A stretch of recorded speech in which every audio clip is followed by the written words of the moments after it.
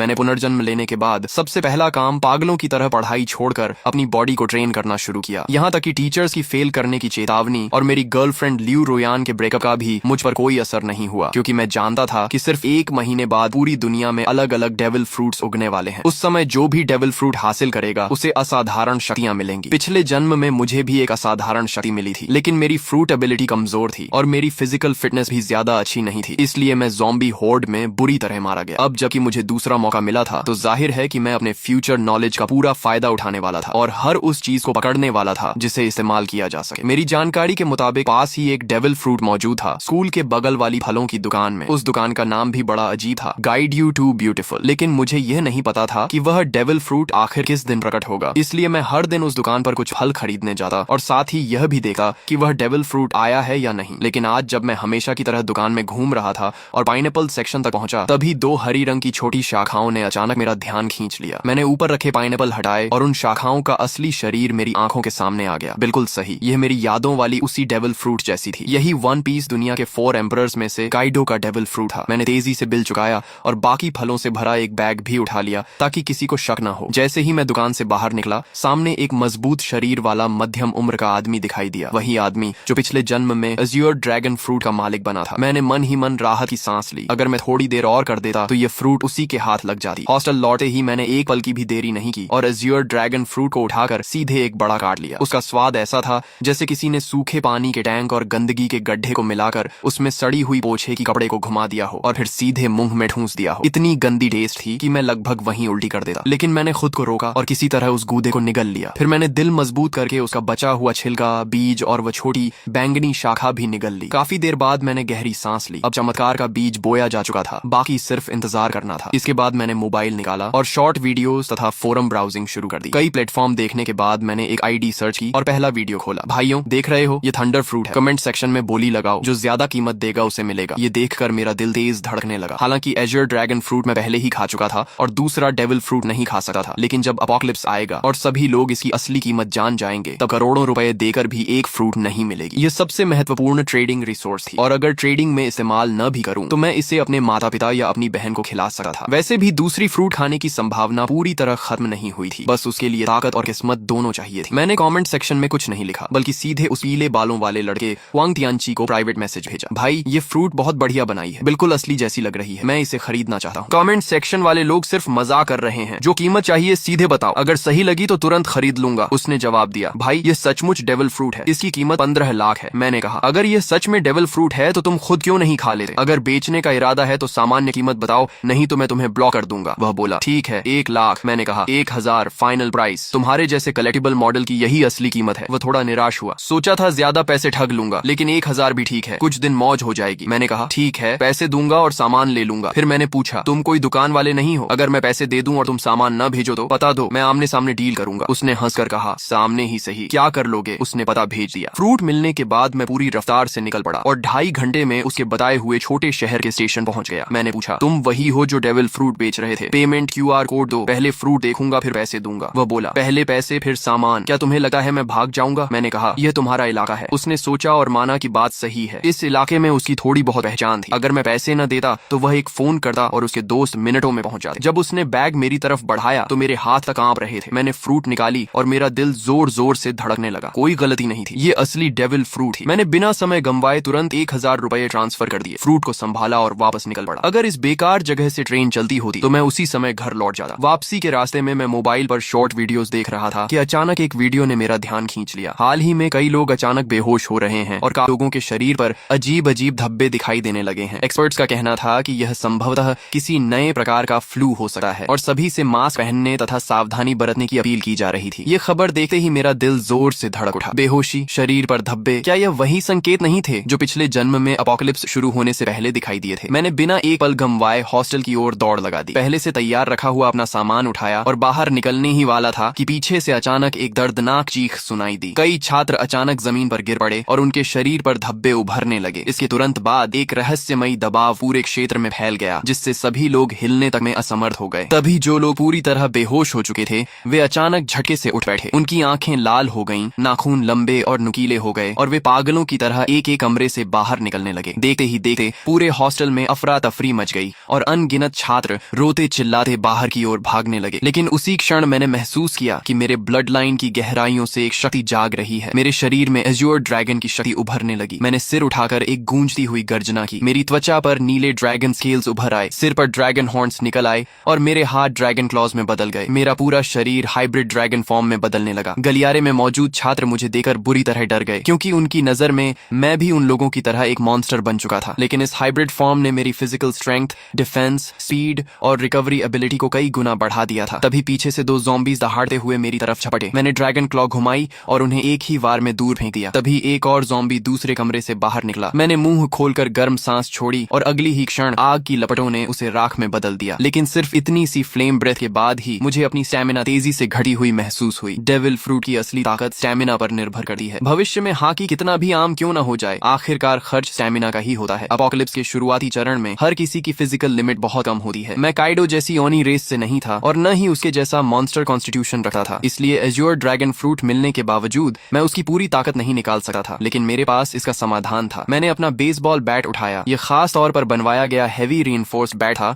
जो ज़ॉम्बी के सिर कुचलने के लिए बिल्कुल परफेक्ट था। मैंने बैट घुमाया और उस पर बिजली की लहरें दौड़ने लगी। एज्योर ड्रैगन फ्रूट हवा, आग और बिजली तीनों एलिमेंट्स को कंट्रोल कर सकता था। भले ही इसकी ताकत लोजिया फ्रूट्स जितनी ना हो, लेकिन अटैक एनहांस करने के लिए यह काफी थी। मैं गलियारे में ज़ॉम्बीज का सफाया करता हुआ आगे बढ़ता गया और जल्दी ही बाकी छात्रों का ध्यान मेरी तरफ गया। लगातार ज़ॉम्बीज को खत्म करने की वजह से उन्हें भागने और सांस लेने का मौका मिल रहा था। बिजली से घिरा मेरा बेसबॉल बैट सचमुच थंडर बागवा जैसा लग रहा था। लगभग हर ज़ॉम्बी मेरे सामने एक ही वार में खत्म हो रहा था। लेकिन मैं इस कत्लेआम के रोमांच में नहीं डूबा। लड़ते हुए मैं तेजी से नीचे की ओर बढ़ता रहा। मेरा पहला लक्ष्य था किसी भी कीमत पर घर पहुंचना, ताकि इस जन्म में मेरे माता पिता और मेरी छोटी बहन को फिर कभी अपमान और अत्याचार न सहना पड़े। दूसरा लक्ष्य था जितनी जल्दी हो सके 100 ज़ॉम्बीज मारना, क्योंकि जो व्यक्ति अकेले 100 ज़ॉम्बीज खत्म करता उसके लिए डिवाइन स्पेस खुल जाती थी। वहां से मैं 3 कलर हाकी की ट्रेनिंग मेथड प्राप्त कर सकता था और अपनी ताकत तेजी से बढ़ा सकता था। एज्योर ड्रैगन उड़ सकता था, लेकिन मेरी मौजूदा स्टैमिना इतनी नहीं थी कि मैं उड़कर घर पहुंच सकूं। इसलिए मैं लोहे के बैट को घुमाते हुए एज्योर ड्रैगन वॉर गॉड की तरह आगे बढ़ता गया। मेरे पीछे बड़ी संख्या में छात्र जमा हो गए जो मेरे पीछे पीछे निकलना चाहते थे, लेकिन उन्हें नहीं पता था कि अपोकलिप्स में कहीं भी सेफ प्लेस नहीं होती। कई बार हॉस्टल का दरवाजा बंद करके अंदर छिपे रहना ज्यादा समय तक जिंदा रख सकता था। जब मैं हॉस्टल से बाहर निकला तो नीचे का दृश्य देखकर मेरी आंखें सिकुड़ गईं। यह स्कूल कभी एक मास ग्रेवयार्ड हुआ करता था। कैंपस में यह अफवाह मशहूर थी कि यहाँ यिन एनर्जी बहुत ज्यादा है और इसी वजह से आसपास रहने वाले लोग अक्सर बीमार पड़ जाते थे। बाद में एक फेंग शुई मास्टर ने सलाह दी थी कि यहाँ एक स्कूल बनाया जाए ताकि युवाओं की यांग एनर्जी इस जगह की यिन एनर्जी को दबा सके। लेकिन अब जो कंकाल वर्षों से जमीन के नीचे दफन थे, ज़ॉम्बी वायरस के प्रभाव से सभी जमीन फाड़कर बाहर निकल आए थे और जो भी जीवित इंसान दिख रहा था उस पर हमला कर रहे थे। कोई मुझे बचाओ! पूरे कैंपस में हाहाकार मचा हुआ था। हर कोई जान बचाने के लिए भाग रहा था। लोग घबराहट में एक दूसरे से टकरा रहे थे, लेकिन मैंने किसी पर ध्यान नहीं दिया और सीधे मेन गेट की दिशा में बढ़ता गया। रास्ते में चाहे ज़ॉम्बी मिले या स्केलेटन मॉन्स्टर, मैंने सबको अपने बैट से कुचल दिया। आखिरकार जब मैं स्कूल गेट तक पहुंचा तभी मेरा शरीर अचानक रुक गया। सिर्फ मैं ही नहीं, सभी लोग और यहाँ तक कि ज़ॉम्बीज भी वहीं थम गए। ऐसा लगा जैसे पूरे संसार का टाइम फ्रीज हो गया हो। फिर मेरी आंखों के सामने अंधेरा छा गया। Divine descent, devil fruits have arrived, divine space activated. जब मैंने दोबारा आंखें खोली तो खुद को एक रहस्यमयी स्थान में पाया। यहाँ न समय था, न दिशा, न कोई वास्तविक स्थान। केवल 2 लाइट स्क्रीन्स मौजूद थी, एक बड़ी और एक छोटी। बड़ी स्क्रीन पर लिखा था डिवाइन शॉप और छोटी स्क्रीन पर लिखा था पर्सनल पैनल। पिछले जन्म में मैं इन चीजों से भली भांति परिचित था। यह किसी अज्ञात सत्ता द्वारा दिया गया अवसर था जहाँ पॉइंट्स के बदले टेक्निक्स, इक्विपमेंट, स्किल्स और रिसोर्सेज खरीदे जा सकते थे। तभी घोषणा हुई, आप पहले व्यक्ति हैं जिसने 100 ज़ॉम्बीज का शिकार किया है। आपको डिवाइन रिवॉर्ड प्राप्त होगा। आपने अपोकलिप्स शुरू होने के 10 मिनट के भीतर 100 पॉइंट्स प्राप्त कर लिए हैं, इसलिए आपको विशेष रिवॉर्ड दिया जाएगा। इसके बाद मेरे सामने 3 विकल्प आए। पहला रिवॉर्ड था परफेक्ट फ्रूट, जो मेरे एज्योर ड्रैगन फ्रूट को पूर्ण अवस्था में पहुंचा देता। इसके बाद फ्रूट की सभी साइड इफेक्ट्स समाप्त हो जाती। मैं सी स्टोन और सी वाटर से प्रभावित नहीं होता और यहाँ तक कि दूसरा डेविल फ्रूट भी खा सकता था बिना शरीर फटे। दूसरा रिवॉर्ड था हाकी जीनियस। इसके लिए किसी ट्रेनिंग या पॉइंट्स की जरूरत नहीं थी। मुझे तुरंत 3 कलर हाकी जागृत हो जाती और बिना अभ्यास के भी धीरे धीरे बढ़ती रहती। यदि मैं ट्रेनिंग करता तो इसकी ग्रोथ स्पीड 2 गुनी हो जाती। तीसरा रिवॉर्ड था ज़ॉम्बी स्लेयर डिवाइन वेपन। मुझे अपनी पसंद का सुप्रीम ग्रेड वेपन मिलता जो ज़ॉम्बीज को 2 गुना डैमेज देता। फ्रूट, हाकी या वेपन, 3 में से एक चुनना था। पहला और तीसरा रिवॉर्ड तुरंत कॉम्बैट पावर बढ़ाते थे, जबकि दूसरा धीरे धीरे ताकत बढ़ाता, लेकिन उसकी पोटेंशियल लिमिट कहीं अधिक थी। पिछले जन्म के अनुभव के अनुसार बाद के चरणों में भी हाकी कभी आउटडेटेड नहीं हुई थी। मैं कुछ क्षण सोच में पड़ गया। तभी मुझे काइडो की कही बात याद आई, हाकी ही असली आधार है। रॉजर और गार्ब के पास कोई डेविल फ्रूट नहीं थी, फिर भी वे दुनिया के सबसे शक्तिशाली योद्धा बने। यहाँ तक कि काइडो ने हाकी को इतना महत्व दिया कि उसने उसने अपनी फ्रूट अवेकनिंग तक पर ज्यादा ध्यान नहीं दिया। ये सोचते ही मैंने फैसला कर लिया, ताकतें जितनी ज्यादा हों उतना अच्छा नहीं। असली बात यह है कि किसी एक ताकत को उसकी सीमा तक पहुंचाया जाए। एज्योर ड्रैगन फ्रूट कितनी शक्तिशाली बनेगी, ये पूरी तरह मेरी फिजिकल स्ट्रेंथ पर निर्भर था। अगले ही क्षण मैंने हॉकी जीनियस चुन लिया। तुरंत 3 कलर हॉकी मेरे भीतर जाग उठी। काली ऊर्जा की एक पतली परत मेरी मुट्ठियों पर चढ़ गई। यह आर्मामेंट हॉकी थी। इसके बाद मैंने कुछ पॉइंट्स खर्च करके 5 वाटर मीट खरीदे, जो तेजी से स्टेमिना रिकवर करने वाला फूड था और लड़ाई में लंबे समय तक टिकने में मदद करता था। पर्सनल पैनल सिर्फ स्टेटस स्क्रीन नहीं थी, बल्कि कम्युनिकेशन डिवाइस भी थी। अपोकलिप्स में जब मानव सभ्यता टूट गई थी, तब लोग इसी पैनल के कम्युनिकेशन फंक्शन से संपर्क बनाए रखते थे। इसमें अलग अलग चैनल्स भी बने हुए थे और बहुत से लोग पहले ही बातचीत शुरू कर चुके थे। तभी घोषणा हुई, स्पेस कनेक्शन समाप्त होने वाली है। भविष्य में केवल विचार करते ही डिवाइन स्पेस में प्रवेश किया जा सकेगा। मेरी आंखों के सामने फिर अंधेरा छा गया। जब मैंने दोबारा आंखें खोली तो मैं वापस अपने शरीर में था। चारों ओर अनगिनत ज़ॉम्बीज और घबराए हुए छात्र शिक्षक मौजूद थे। मैंने तुरंत एक वाटर मीट मुंह में ठूंस ली और तेजी से खाते हुए स्कूल गेट की ओर बढ़ने लगा। तभी मुझे अचानक खतरे का एहसास हुआ। मैंने तुरंत अपना शरीर एक ओर घुमा लिया। जिस जगह मैं खड़ा था वहां अगले ही पल जमीन फट गई और एक स्केलेटन आर्म बाहर निकल आई। बहुत से लोग सोच रहे थे कि शहर छोड़कर किसी सुनसान जगह चले जाएंगे और किसी तरह जीवित रहेंगे, लेकिन उन्हें नहीं पता था कि अब इस दुनिया में 1 इंच भी सुरक्षित जमीन नहीं बची थी। इसी दौरान रास्ते में चल रही कारों के रेडियो पर इमरजेंसी ब्रॉडकास्ट लगातार बज रहा था। यह राष्ट्रीय आपातकालीन सूचना है। सभी नागरिक शांत रहें, अपने घरों के अंदर रहें और दरवाजे खिड़कियां बंद रखें। हमारी सेना पूरी तरह सक्रिय हो चुकी है। रेडियो पर आगे घोषणा हुई, हमारी बायोलॉजिकल लैबोरेटरीज भी एंटीडोट विकसित करने में लगी हुई हैं। कृपया शांति बनाए रखें और घबराहट में कोई गलत कदम न उठाएं। लेकिन मैं जानता था कि सच्चाई इससे कहीं ज्यादा भयावह है। ज़ॉम्बी वायरस की पहली लहर हवा के जरिए फैलती थी और जिन लोगों की फिजिकल कॉन्स्टिट्यूशन कमजोर होती थी वे सबसे पहले संक्रमित होते थे। इसी वजह से हॉस्पिटल्स और ओल्ड एज होम्स संक्रमण के सबसे बड़े केंद्र बन गए थे। अपोकलिप्स शुरू होने के बाद वायरस का मुख्य संक्रमण तरीका ब्लड ट्रांसमिशन बन जाता था। ऐसी स्थिति में सेना के जवान, जिनकी फिजिकल फिटनेस सबसे अच्छी होती थी, उनके संक्रमित होने की संभावना बहुत कम रहती थी। इसलिए अपोकलिप्स की शुरुआत में मिलिट्री अभी भी कुछ हद तक प्रभावी रहती थी, लेकिन मैं जानता था कि यह ज्यादा समय तक नहीं चलेगा। अगर सेना तेजी से ज़ॉम्बीज को खत्म करना चाहती तो उसे गन्स और अन्य फायर आर्म्स का इस्तेमाल करना पड़ता, लेकिन ऐसा करने पर उन्हें पॉइंट्स नहीं मिलते। पॉइंट्स के बिना वे मजबूत नहीं बन सकते थे। दूसरी तरफ ज़ॉम्बीज लगातार विकसित होते जाते और आखिरकार ऐसे स्तर पर पहुंच जाते जहां सामान्य फायर आर्म्स भी उनके सामने बेअसर हो जाती। जैसे जैसे ज़ॉम्बीज मजबूत होते, सेना कमजोर पड़ती जाती और समाज का पतन तेजी से होने लगा। इसलिए इस अपोकलिप्स में असली उम्मीद सिर्फ एक ही थी, हर इंसान को योद्धा बनना होगा और खुद ज़ॉम्बीज से लड़ना होगा। यह एक ऐसी सर्वाइवल कंपटीशन थी जिसमें केवल योग्य और शक्तिशाली लोग ही आगे बढ़ सकते थे। मेरी कार तेज रफ्तार से सड़क पर दौड़ रही थी। रास्ते में अगर कोई ज़ॉम्बी सामने आ भी जाता तो मैं ब्रेक लगाने की बजाय उसे सीधा टक्कर मारकर आगे निकल जाता। तभी अचानक मेरा फोन बज उठा। कॉल उठाते ही दूसरी तरफ से मेरी छोटी बहन की घबराई हुई आवाज सुनाई दी, भैया आप कहाँ हो? बाहर बहुत सारे ज़ॉम्बीज हैं, बहुत डर लग रहा है। मैंने तुरंत पूछा, मैं ठीक हूँ, तुम कैसी हो? मम्मी पापा ठीक है ना? उसने राहत की सांस लेते हुए कहा, मम्मी ने आपकी बात मानकर पहले ही छुट्टी ले ली थी और मुझे स्कूल से घर ले आई थी। पापा अभी हॉस्पिटल में हैं। उन्होंने कहा है कि उन्होंने ऑफिस लॉक कर लिया है और फिलहाल सुरक्षित हैं। भैया आप तो सचमुच भविष्यवक्ता निकले। अगर आपने मम्मी को जबरदस्ती छुट्टी लेने के लिए न कहा होता तो शायद हम अभी बाहर ही मर चुके होते। पिछले 1 महीने से मेरी बहन औचिंग बहुत हैरान थी, क्योंकि मैं हर दिन बड़ी मात्रा में डेली नेसेसिटीज घर भेज रहा था। जब भी परिवार पूछता कि इतना सामान क्यों जमा कर रहा हूँ, मैं कोई जवाब नहीं देता था। उन्हें यह भी नहीं पता था कि मेरे पास इतना पैसा आया कहाँ से। असल में मेरे पास कोई पैसा नहीं था। सिर्फ 1 महीने में इतना कमाना भी असंभव था। लेकिन जब अपोकलिप्स आने ही वाला था तो मुझे कर्ज लेने से डरने की क्या जरूरत थी। मैंने लगभग हर ऑनलाइन प्लेटफॉर्म से लोन ले लिया था। अगर माता पिता को समझाने की समस्या न होती तो शायद मैं घर तक गिरवी रख देता। हालांकि डिवाइन स्पेस के मौजूद होने के कारण बहुत ज्यादा रिसोर्सेज जमा करने की जरूरत भी नहीं थी। यह सामान सिर्फ इमरजेंसी के लिए था। हम बात ही कर रहे थे कि सामने एक लग्जरी कार अचानक रास्ते में कूद पड़े ज़ॉम्बी से बचने की कोशिश में पलट गई। उसी पल एक भयानक चेन कलिजन शुरू हो गई। पीछे आ रही कई गाड़ियां एक दूसरे से टकरा गईं और कुछ ही सेकंड में सड़क पर तबाही मच गई। कई लोग वहीं मारे गए, लेकिन मैं पहले से जानता था कि ऐसा होगा। अब रुकना संभव नहीं था। मैंने तुरंत अपना बैकपैक और बेसबॉल बैट पकड़ा, एज्योर ड्रैगन फॉर्म में बदल गया और कार की छत तोड़कर सीधे आसमान में उड़ गया। बादलों और धुंध ने मेरे विशाल ड्रैगन बॉडी को ऊपर उठाया और मैं तेजी से आसमान की ओर बढ़ गया। यह चमत्कारी दृश्य देखकर सड़क पर मौजूद सभी लोग स्तब्ध रह गए। पहले से भयानक कार एक्सीडेंट अब और भी ज्यादा अराजक हो गया, लेकिन मुझे नीचे हो रहे हंगामे से कोई मतलब नहीं था। मैं सीधे बादलों के बीच घुस गया और अपने घर की दिशा में उड़ने लगा। बीच बीच में मैं बैकपैक से वाटर मीट निकाल कर खाता ताकि स्टेमिना रिकवर होती रहे। मेरी मौजूदा ताकत इतनी नहीं थी कि मैं लगातार लंबे समय तक उड़ सकूं। आखिरकार जब सारी वाटर मीट खत्म हो गई तो मुझे जमीन पर उतरना पड़ा और मैं वापस ह्यूमन फॉर्म में बदल गया। मैंने आसपास नजर दौड़ाई। फिलहाल वहां कोई ज़ॉम्बी दिखाई नहीं दे रहा था। मैंने तुरंत डिवाइन स्पेस में प्रवेश किया और फिर से 5 वाटर मीट एक्सचेंज कर ली और उन्हें बैकपैक में भर लिया। इस समय मेरे बैकपैक में सिर्फ 5 वाटर मीट और एक थंडर फ्रूट थी। एक वाटर मीट खाने के बाद मैंने दोबारा उड़ान नहीं भरी, क्योंकि वाटर मीट स्टेमिना तो रिकवर कर सकती थी, लेकिन अगर लगातार उसी पर निर्भर रहा जाए तो स्टेमिना कंजम्पशन और तेज हो जाती थी। साथ ही मेंटल फटीग को यह बिल्कुल रिकवर नहीं कर सकती थी। मैंने मैप खोला और अपनी स्थिति देखी। मुझे किसी हाईवे तक पहुंचना था और वहां से एक व्हीकल हासिल करनी थी। दिशा तय करने के बाद मैं फिर से एज्योर ड्रैगन में बदल गया। इस बार मैं सिर्फ 10 मिनट तक उड़ा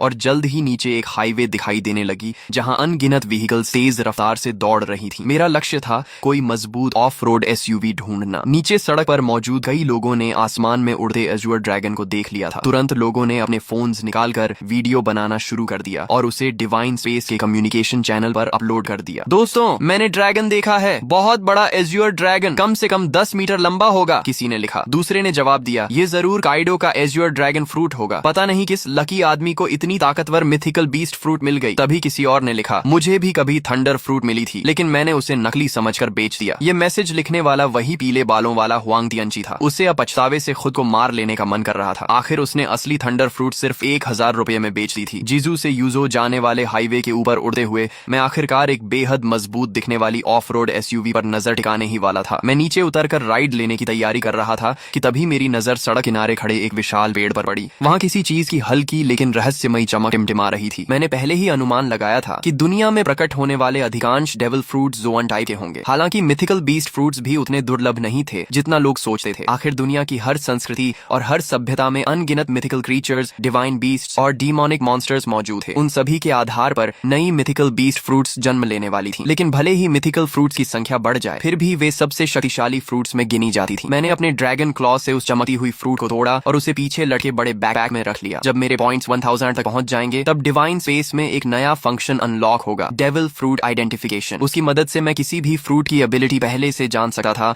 और किसी बेकार फ्रूट को खाने से बच सकता था। हालांकि यह सुविधा बहुत महंगी थी। हर आइडेंटिफिकेशन के लिए पूरे 1000 पॉइंट्स खर्च करने पड़ते थे। मैं दोबारा उस ऑफ रोड एसयूवी का पीछा करने ही वाला था कि अचानक आगे चल रहा एक बड़ा ट्रक बुरी तरह पलट गया। उसी पल उसके अंदर से 3 ज़ॉम्बीज बाहर निकले और आसपास की गाड़ियों पर हमला करने लगे। लेकिन उस समय किसी के पास रुकने का साहस नहीं था। एक ड्राइवर ने एक्सेलरेटर पूरी ताकत से दबाया और सीधे ज़ॉम्बीज के ऊपर गाड़ी चढ़ा दी। फिर वह गाड़ी को दाएं बाएं घुमाकर ज़ॉम्बीज को गिराने की कोशिश करने लगा। उसकी इस हरकत ने तुरंत एक और चेन एक्सीडेंट पैदा कर दिया। मैंने उधर सिर्फ एक नजर डाली और फिर पलटे हुए ट्रक के पास उतर गया। ह्यूमन बीस्ट फॉर्म में बदलकर मैंने ट्रक के किनारे को पकड़ लिया और एज्योर ड्रैगन की विशाल शक्ति का इस्तेमाल करते हुए उसे जबरदस्ती सीधा खड़ा कर दिया। एज्योर ड्रैगन फ्रूट द्वारा दी गई स्ट्रेंथ वास्तव में भयावह थी। इसके बाद मैं ट्रक के अंदर घुसा और खुद उसे चलाने लगा। जब धीरे धीरे मुझे एहसास हुआ कि वे सभी मेरी ट्रक के पीछे पीछे चल रही हैं। मैंने रियर व्यू मिरर में यह दृश्य देखा, लेकिन मुझे इससे कोई फर्क नहीं पड़ा। जब तक वे मेरे काम में रुकावट नहीं डालते, उन्हें मेरे पीछे आने से कोई समस्या नहीं थी। रास्ते भर बार बार एक्सीडेंट्स होते रहे। मैं समय समय पर ट्रक से उतरता, ज़ॉम्बीज को खत्म करता और सड़क साफ करता। तभी एक मोटा और अमीर दिखने वाला मध्यम उम्र का आदमी मुस्कुराते हुए मेरे पास आया और बोला, अगर आप मेरी सुरक्षा करेंगे तो मैं आपको जितना पैसा चाहिए उतना दे सकता हूँ। मैंने उसकी तरफ ठंडी नजर से देखा और कहा, एक कदम और आगे बढ़ाया तो मरोगे। वह आदमी इतना डर गया कि अनजाने में वहीं घुटनों के बल बैठ गया। उस समय मेरी ड्रैगन फॉर्म और उससे निकल रही किंगली ऑरा उसे ऐसे महसूस हो रही थी जैसे उसके सामने कोई सर्वोच्च शासक खड़ा हो। मेरी हल्की सी कॉन्करर्स हाकी ने आसपास खड़े कई लोगों को डर से जड़ कर दिया। फिर भी मौत का डर इंसान से कुछ भी करवा सकता है। एक बेहद खूबसूरत मैच्योर वुमन हिम्मत करके मेरे पास आई। अपोकलिप्स के बीच भी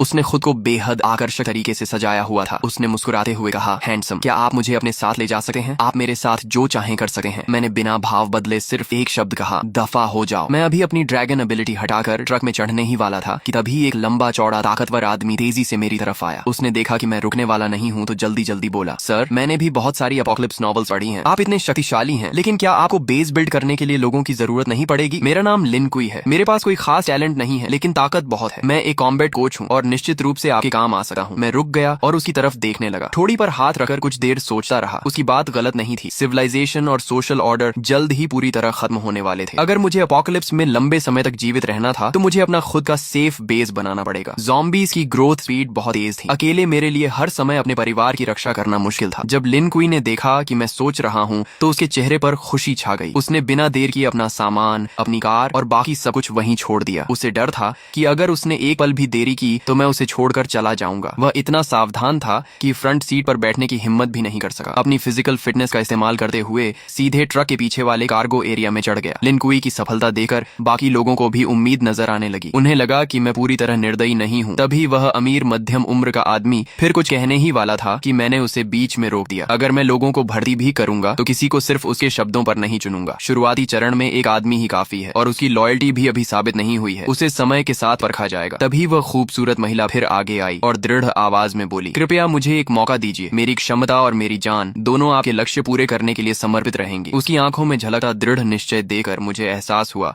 कि यह महिला साधारण नहीं है, शायद इसमें वाकई कुछ खास था। मैंने कुछ सेकंड तक उसे ध्यान से देखा और फिर कहा, गाड़ी में चढ़ जाओ। महिला खुशी से झूम उठी, लेकिन मेरी अनुमति के बिना वह भी फ्रंट सीट पर नहीं बैठी। उसने अपनी पूरी ताकत लगाकर ट्रक के पीछे वाले कार्गो एरिया में चढ़ना शुरू कर दिया। मैं यह सब देखकर मन ही मन सिर हिलाने लगा। शायद यह महिला सिर्फ एक सुंदर चेहरा नहीं थी, पीछे खड़े कई लोग भी इन दोनों की तरह मेरे साथ जाना चाहते थे। लेकिन जैसे ही मैंने हल्की सी कॉन्करर्स हाकी छोड़ी, सभी डर के मारे जमीन पर गिर पड़े। उनमें से किसी ने कांपती आवाज में कहा, हे भगवान, इस बॉस ने तो कॉन्करर्स हाकी भी जगा ली है। कुछ अनुभवी वन पीस फैंस तुरंत इस किंगली ऑरा को पहचान गए। मैं वापस ड्राइवर सीट पर बैठा और ट्रक को आगे बढ़ा दिया। करीब 2.5 घंटे की यात्रा के बाद आखिरकार मुझे सड़क किनारे एक सर्विस एरिया दिखाई दिया, लेकिन वह जगह पूरी तरह ज़ॉम्बीज़ के कब्जे में थी। रास्ते से गुजरने वाले लोग वहां फ्यूल और फूड लेने जाना चाहते थे, लेकिन वहां मौजूद ज़ॉम्बीज़ की भारी संख्या देखकर हिम्मत नहीं कर पा रहे थे। मगर मुझे इसकी चिंता नहीं थी। जैसे ही ट्रक वहां रुका, ज़ॉम्बीज़ का एक बड़ा झुंड हमारी तरफ दौड़ पड़ा। वे ड्राइवर कैबिन में तो नहीं घुस सकते थे, इसलिए ट्रक के पीछे चढ़कर लिन कुई और उस महिला पर हमला करने की कोशिश करने लगे। दोनों डरकर कार्गो एरिया के अंदर दुबक गए और सिर तक बाहर निकालने की हिम्मत नहीं कर पाए। मैं ट्रक से उतरा, ह्यूमन बीस्ट फॉर्म में बदला और बेसबॉल बैट घुमाते हुए कुछ ही सेकंड में ट्रक पर चढ़ रहे कई ज़ॉम्बीज़ के सिर कुचल दिए। तभी मुझे एहसास हुआ कि पीछे पीछे आ रहा पूरा व्हीकल कॉन्वॉय भी इस सर्विस एरिया तक पहुंच चुका था। वे लोग चाहते थे कि मैं ज़ॉम्बीज़ को खत्म कर दूं ताकि वे आराम से फ्यूल और सप्लाईज ले सकें। लेकिन जैसे ही उनकी गाड़ियां वहां पहुंची, अगले ही पल ज़ॉम्बीज़ का विशाल झुंड उन गाड़ियों की ओर टूट पड़ा और मजबूर होकर वह पूरा व्हीकल कॉन्वॉय सर्विस एरिया छोड़कर आगे निकल गया। उधर मैं एक एक वार में ज़ॉम्बीज़ को खत्म करता गया और कुछ ही देर में पूरे सर्विस एरिया को साफ कर दिया। सिर्फ एक ज़ॉम्बी मैंने लिनकुई के लिए छोड़ी ताकि वह प्रैक्टिस कर सके। आखिर वह एक कॉम्बैट कोच था, इसलिए उसकी स्ट्रेंथ, स्पीड और कॉम्बैट रिफ्लेक्सेस वाकई अच्छे थे। जब तक मैं फ्यूल भरकर लौटा, तब तक उसने भी उस ज़ॉम्बी को सफलतापूर्वक मार गिराया था। सप्लाईज इकट्ठा करने के बाद मैंने आखिरकार उस छिपाव पहने खूबसूरत महिला का नाम पूछा। हालांकि वह दिखने में पतली दुबली थी और पहली नजर में ज्यादा उपयोगी नहीं लगी थी, लेकिन जब से वह मेरी ट्रक पर चढ़ी थी, उसने खुद को काफी अच्छा साबित किया था। ज़ॉम्बीज़ के ट्रक पर चढ़ने के दौरान भी उसने चीख पुकार नहीं मचाई थी। इससे मेरे मन में उसके लिए सम्मान थोड़ा और बढ़ गया। जैसे ही मैंने उसका नाम पूछा, उसने तुरंत जवाब दिया, मेरा नाम लियू मेंग कियन है। मैंने कहा, अब से फ्रंट सीट पर बैठो, ट्रक के कार्गो एरिया में चढ़ने की जरूरत नहीं है। ये सुनते ही उसने सिर झुकाकर कहा, जी मास्टर। उसके मुंह से निकला यह संबोधन मुझे फिर से चौंका गया। उसने मेरा नाम तक नहीं पूछा और सीधे मुझे मास्टर कहकर संबोधित करने लगी। जो व्यक्ति अपना ईगो और प्राइड छोड़ सकता है, वही एपोकलिप्स जैसी दुनिया में ज्यादा समय तक जीवित रह सकता है। थोड़ी देर बाद हम फिर से यात्रा पर निकल पड़े। रास्ते में मुझे एक बार फिर मेरी बहन आओ चिंग का फोन आया। भैया आप कहाँ हो? पापा हॉस्पिटल के ऑफिस में फंसे हुए हैं। मैंने सुना है हॉस्पिटल में सबसे ज्यादा ज़ॉम्बीज़ हैं। पापा के पास खाना पानी भी नहीं है। मुझे बहुत डर लग रहा है कि उन्हें कुछ हो न जाए। उसकी आवाज रोने जैसी हो गई थी। फोन के दूसरी तरफ मेरी माँ की आवाज भी सुनाई दी। हाउ हाउ, तुम्हारे स्कूल का क्या हाल है? तुम अपना ध्यान रखना, हम तुम्हें बचाने का कोई रास्ता ढूंढ लेंगे। मैंने कहा, माँ चिंता मत करो, मुझे काइडो का एजर ड्रैगन फ्रूट मिल गया है। डेविल फ्रूट का नाम सुनते ही आओ चिंग का डर काफी कम हो गया। हम भाई बहन पूरे 1 घंटे तक फोन पर बातें करते रहे। कॉल खत्म होने के बाद मैंने तुरंत अपने पिता को फोन किया। मैंने उन्हें बताया कि मैं अब एबिलिटी यूजर बन चुका हूँ और जल्द ही हॉस्पिटल पहुंचकर उन्हें बचा लूंगा। मैंने उन्हें सख्त हिदायत दी कि ऑफिस के अंदर छिपे रहें और बाहर निकलने की कोशिश न करें। दूसरी तरफ ऑफिस में फंसे एओ हाई भूख, प्यास और लगातार दरवाजा पीटे ज़ॉम्बीज़ की वजह से बेहद परेशान थे। वह आधी नींद और आधी बेहोशी की हालत में थे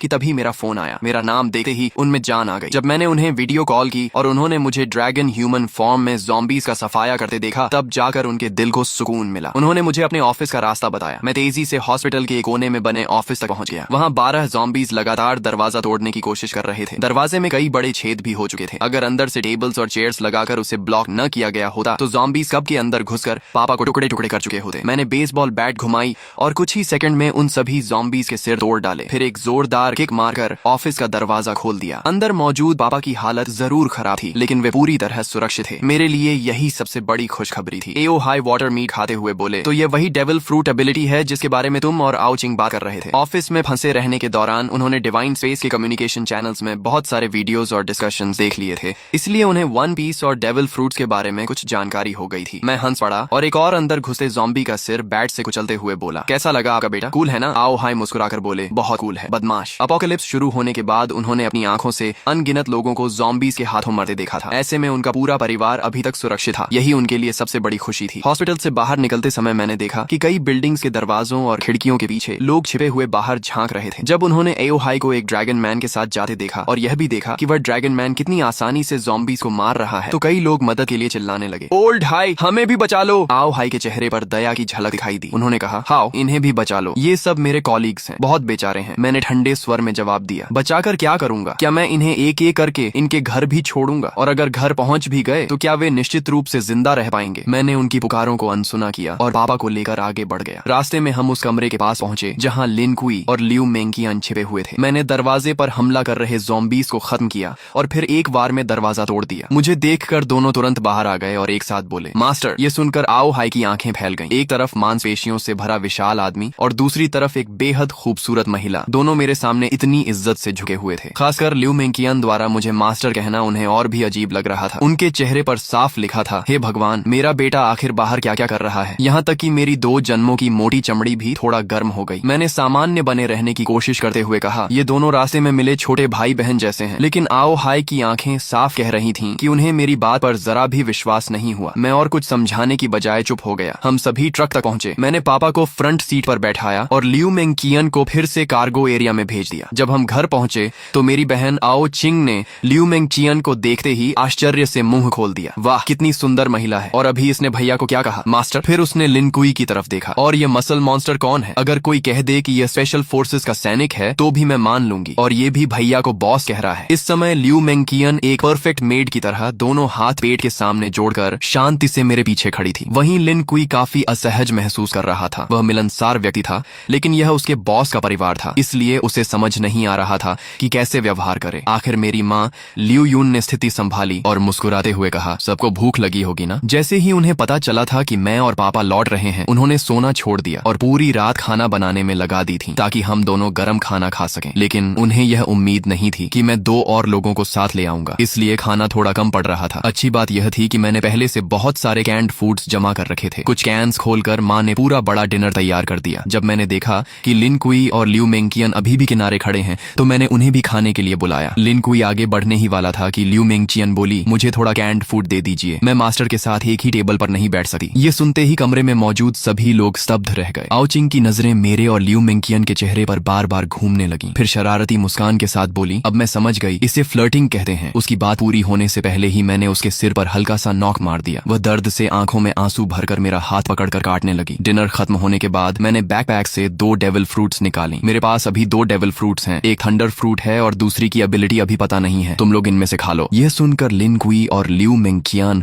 दोनों चौंक गए। उन्हें उम्मीद नहीं थी कि मेरे पास इतनी दुर्लभ चीजें भी मौजूद हैं। उनकी आंखों में चाहत साफ दिखाई दे रही थी। आओ चिंग उत्साह से दोनों फ्रूट्स को उठाकर देखने लगी। फिर उसने उन्हें माता पिता को दिखाया, लेकिन आओ हाई ने फ्रूट देकर वापस मुझे लौटा दी। आओ चिंग को दे दो, हमारी उम्र हो चुकी है, हम खाएंगे तो बर्बाद हो जाएंगी। माँ भी सहमत हो गई। हाँ, तुम्हारे जैसा बेटा हमारी रक्षा कर रहा है, हमारे लिए वही काफी है। इतनी कीमती चीज तुम्हारे पास रहेगी तो ज्यादा काम आएगी। मैंने समझाने की कोशिश की, मेरे पास पहले से एज्योर ड्रैगन फ्रूट है, मेरी ग्रोथ बहुत तेज होगी। लेकिन अगर आप लोग भी डेविल फ्रूट्स खा लेंगे तो ज़ॉम्बीज़ मारकर जल्दी पॉइंट्स कमा सकेंगे और हाकी ट्रेनिंग भी अनलॉक कर पाएंगे। अपोकलिप्स में असली कैपिटल यही है। लेकिन काफी देर समझाने के बाद भी माता पिता नहीं माने। आखिर मैंने हार कर आओ चिंग की तरफ देखा। ठीक है, तुम चुन लो। आओ चिंग तो कब से इसी पल का इंतजार कर रही थी। उसने दोनों फ्रूट्स हाथ में लेकर बार बार देखा, लेकिन काफी सोचने के बाद उसने थंडर फ्रूट मुझे वापस दे दी। मैं हैरान रह गया। क्या तुम थंडर फ्रूट नहीं लोगी? लोजिया एलिमेंटलाइजेशन शुरुआती चरण में लगभग इनविंसिबल होती है और दूसरी फ्रूट की एबिलिटी क्या है यह भी नहीं पता। आओ चिंग मुस्कुराकर बोली, डिवाइन स्पेस में डीमन रिमूवल पोशन मिलती है, उससे डेविल फ्रूट की साइड इफेक्ट्स हट सकती हैं और इंसान दूसरी फ्रूट भी खा सकता है। भैया आप इतने मजबूत हो कि वह पोशन जरूर हासिल कर लोगे। थंडर फ्रूट आपके लिए ज्यादा उपयुक्त है, मैं दूसरी फ्रूट खा लूंगी। मैंने कुछ देर सोचा और कहा, ठीक है, लेकिन पहले इसकी आइडेंटिफिकेशन कर लेते हैं। अगर एबिलिटी अच्छी हुई तो तुम खा लेना। डेविल फ्रूट आइडेंटिफिकेशन 1000 पॉइंट्स के बाद अनलॉक होती थी। आओ चिंग को यह बात पता नहीं थी क्योंकि उसके पास अभी कोई पॉइंट्स नहीं थी। लेकिन मैं स्कूल से लेकर हॉस्पिटल तक ज़ॉम्बीज़ का इतना सफाया कर चुका था कि मेरे पॉइंट्स 1000 से भी ज्यादा हो चुके थे। तभी आओ चिंग ने जल्दी से सिर हिलाया, नहीं, 1000 पॉइंट्स बहुत ज्यादा हैं। इतना कहकर उसने मेरे जवाब का इंतजार तक नहीं किया। उसने तुरंत उस सुनहरी मकई जैसी दिखने वाली डेविल फ्रूट उठाई